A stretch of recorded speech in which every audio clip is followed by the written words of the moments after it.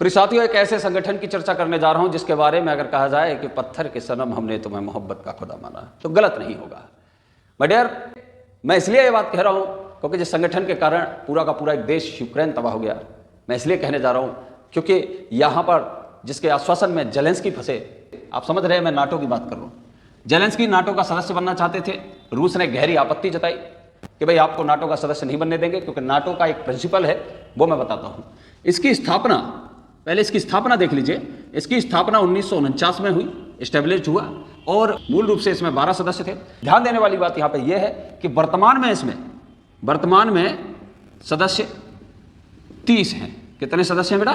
30 सदस्य हैं। और इसका सिद्धांत जो है वो ये है कि इस संगठन के किसी भी सदस्य देश पर अगर कोई आक्रमण करता है तो इस पूरा का पूरा संगठन उसके साथ खड़ा हो जाता है। असल में यह संगठन 1949 में 1949 में सोवियत संघ के बढ़ते हुए प्रभाव को रोकने के लिए बनाया गया था। अमेरिका के द्वारा डिजाइन किया हुआ संगठन कहीं ना कहीं सोवियत संघ के सामने एक बहुत बड़ी शक्ति के रूप में खड़ा है। लेकिन पुतिन है, मना किया जेलेंस्की को, मान जाओ, नहीं माने। आगाह किया कि मान जाओ, सोचा चीन की तरह धमकी दे रहे ऐसा नहीं है, पुतिन पावर है और पुतिन ने चीन की तरह धमकी नहीं दी, ये पुतिन ने साबित कर दिया। इस संगठन का बेटा मुख्यालय, ध्यान दीजिएगा, ब्रुसेल्स, बेल्जियम में है। क्लियर? तो ये इस संगठन का मुख्यालय है। और अगर हम कार्यालय की बात करें बेटा, तो बिल्कुल डाउट में मत फंसना, कार्यालय इस संगठन का पेरिस, फ्रांस में है, ध्यान रखना। विश्व के सबसे घातक हथियार की बात करें तो वो परमाणु बम है, और परमाणु के संबंध में अंतरराष्ट्रीय पटल पर अमेरिका के द्वारा एक महत्वपूर्ण संधि रखी गई जिस पर कई देशों ने साइन भी किए। अमेरिका का खुद बॉस बने रहने का ये एक अपूर्ण सपना था जो पूरा नहीं हुआ। समझने वाली बात है, मैं आपसे चर्चा कर रहा हूं परमाणु अप्रसार संधि 1970। माय डियर, समझने वाली बात है, इसको इंग्लिश में कहते हैं nuclear non proliferation treaty, NPT. आपने बहुत सुना होगा, आज समझ लीजिए। संधि में महत्वपूर्ण यह है कि यहां पर स्पष्ट किया गया कि 1 जनवरी 1967 तक जो भी देशों ने परमाणु परीक्षण किया है वह देश परमाणु संपन्न माने जाएंगे, उसके अलावा परमाणु संपन्न नहीं माने जाएंगे। अब उसमें 5 देश आते थे: अमेरिका, सोवियत संघ, ब्रिटेन, फ्रांस, चाइना। और इस संधि पर सिग्नेचर करने के लिए सबको बाध्य किया गया अमेरिका के द्वारा, क्योंकि बॉस हम ही बने रहे। लेकिन ध्यान देने वाली बात है, भारत ने मना कर दिया, भारत के बाद इजराइल ने मना कर दिया, इजराइल के बाद पाकिस्तान ने भी बहती गंगा में हाथ धो लिए कि भाई नहीं करेंगे साइन। और ये संधि प्रभावी हुई 1970 से। तो अमेरिका ने कहा कि हम नहीं मानेंगे, आप परमाणु शक्ति संपन्न देश हैं। हमने कहा मत मानो, लेकिन जब जवाबी कार्रवाई में हम आपके कान के नीचे बजा देंगे ना, तो आप मान जाओगे कि हाँ, ये भी परमाणु शक्ति संपन्न देश है। तो यह है एनपीटी।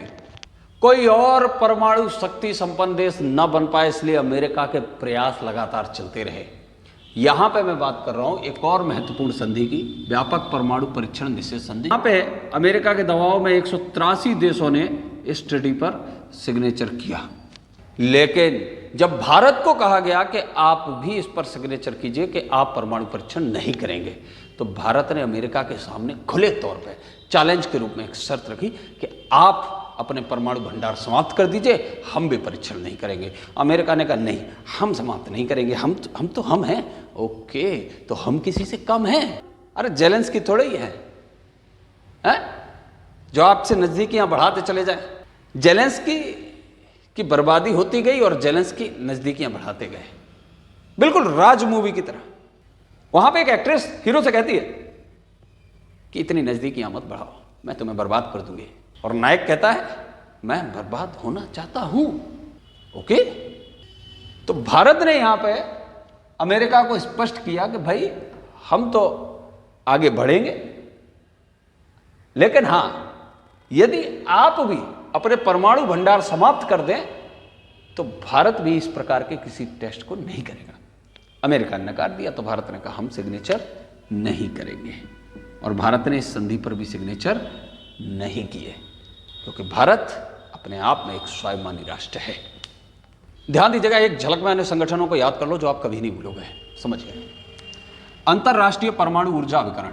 बेटा, जहां परमाणु की बात हो रही है, हथियारों की बात हो रही है, वहां पे बेटा एक चीज समझ लीजिएगा, हमारे यहाँ लोकल लैंग्वेज में शादी को ब्याह कहते हैं, यानी कि वहां पे सीधी सी बात है, ब्याह ना, यानी कि ब्याह ना, शादी नहीं होंगी, परमाणु बम फटेंगे, जीवन मुश्किल हो जाता है। क्या सेना ही बजेगी वहाँ? नहीं बजेगी।